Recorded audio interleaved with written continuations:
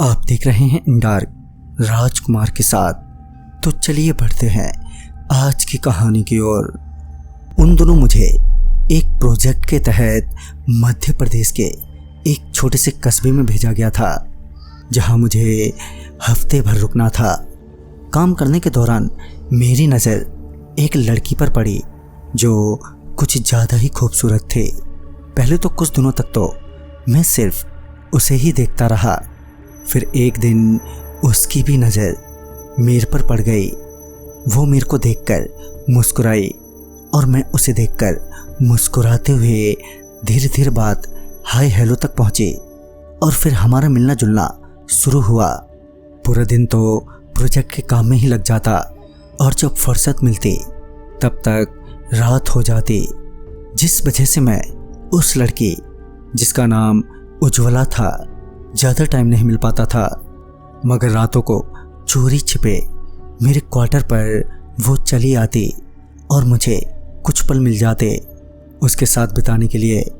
उज्ज्वला के साथ के चलते मेरे काम के 7 दिन कैसे बीत गए पता ही नहीं चला। अब मुझे वापस लौटना था, मगर उज्ज्वला को छोड़कर वहाँ से आने का बिल्कुल भी मन नहीं था। मगर मेरा प्रोजेक्ट सबमिट करना भी बहुत ज़रूरी था। लिहाजा मैंने सोचा कि उज्ज्वला से मिलकर बता दूंगा कि मैं प्रोजेक्ट सबमिट करने के बाद उसे लेने आऊँगा। मगर उस रात वो आई ही नहीं, जिस वजह से मुझे अगली सुबह बस लेकर उज्ज्वला से बिना मिले ही निकलना पड़ा। वहाँ से लौटते वक्त मेरी आंखों में सिर्फ उज्ज्वला का ही चेहरा बार बार आ रहा था। उसकी हंसी, उसके होंठ, तकरीबन सब कुछ। साथ ही इस बात की भी चिंता हो रही थी कि आखिर वो आई क्यों नहीं। खैर मैंने कंपनी पहुंचते ही अपना प्रोजेक्ट सबमिट कर दिया और वहां से निकलने ही वाला था कि बॉस ने मुझे रोकते हुए कहा, अरे भाई त्रिलोक जी, क्या बात है, बड़ी जल्दी में दिखाई पड़ रहे हो। इस पर मैंने कहा, नहीं सर, ऐसा कुछ भी नहीं है। मेरे इतना कहते ही सर ने कहा, अच्छा ऐसा है तो आओ मेरे केबिन में, तुमसे कुछ ज़रूरी बात करनी है। उस वक्त तो मुझे मन ही मन उस चूतिए पर बड़ा ही गुस्सा आया, मगर मैं कुछ कर भी नहीं सकता था।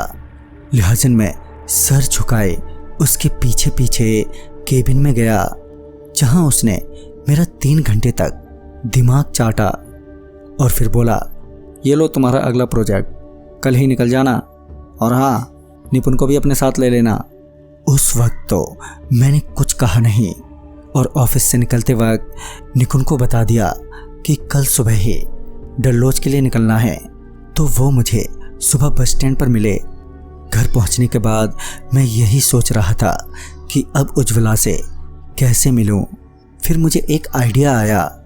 फिर जब सुबह मैं निकुंज से बस स्टैंड पर मिला तो मैंने निकुंज से हाथ जोड़ते हुए कहा, भाई निकुंज, तुम बस 2 दिनों के लिए ही प्रोजेक्ट को अकेले ही हैंडल कर लो। मैं 2 दिनों बाद तुम्हें सीधे साइट पर ही मिलता हूँ और तुम्हें मैं फ़ोन पर तो गाइड करता ही रहूँगा। पहले तो वो बिल्कुल भी नहीं माना। फिर जब मैंने उसे पैसों का लालच दिया तो वो हंसते हंसते मान गया।